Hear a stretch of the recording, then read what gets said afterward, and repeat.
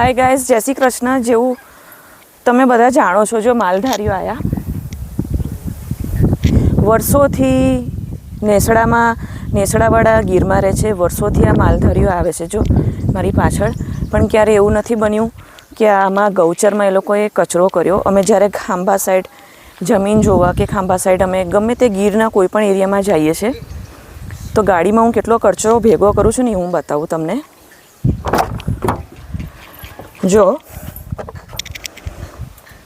આ બધા વાઇપ્સ, આ જો કેટલો કચરો ઓકે નીચે પડ્યો. એક સિંગલ મુખવાસનું પડીકું પણ નહીં. જો આ જો બિસ્કિટનું આ જો. મારી પાસે કોથળી હોય તો કોથળીમાં ભેગો કરું છું. આ જો સોડાની 2 બોટલો ઓકે. તમે વિચાર કરો, મેં ડેઈલી આવી રીતે જઈએ તો કેટલો આપણો કચરો ભેગો થાય આ જંગલમાં, ફોરેસ્ટમાં. જો આ બધા.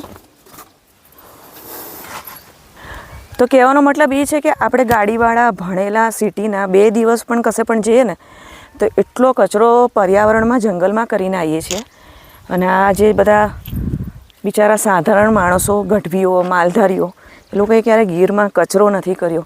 એક પ્લાસ્ટિકની થેલી, ચોમાસું હોય તો એક છત્રી અને પોતાની ગાયો અને ભેંસો હંકાવવા માટે એક લાકડી, બસ આટલું. માણસમાં કેટલો ફેર હોય છે. આ માલધારીઓની આ વાત છે અને આપણી વાત છે.